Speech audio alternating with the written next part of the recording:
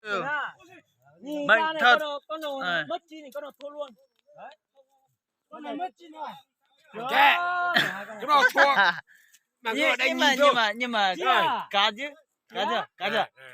Con chỉ muốn nuôi giải dai kìa. Mà kiểu gì cũng là mấy người mà lo biết mà. Nhá. Ôi!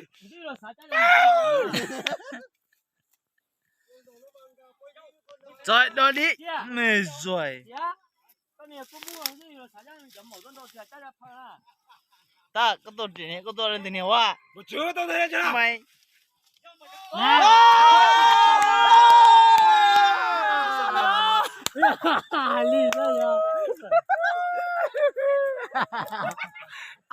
Chúng mày chưa lỗ rồi.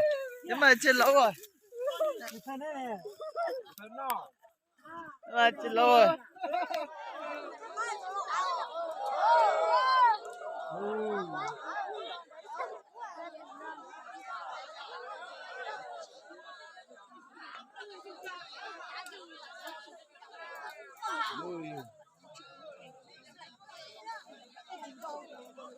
Có铁，你要踩就难了。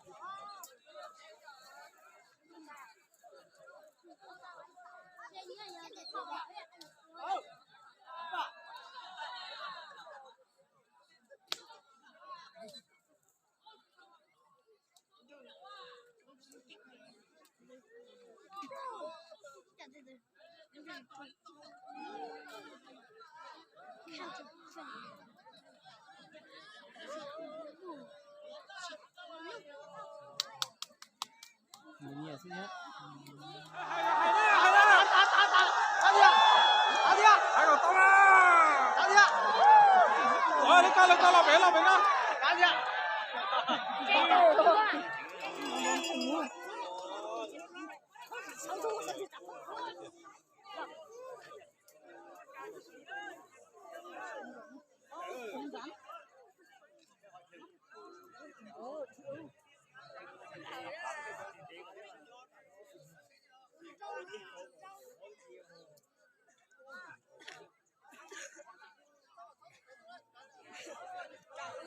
Đây trời ngập tại nơi chứ chỗ nào cái nào nó đấy. Trời nào đấy tôi phải con à.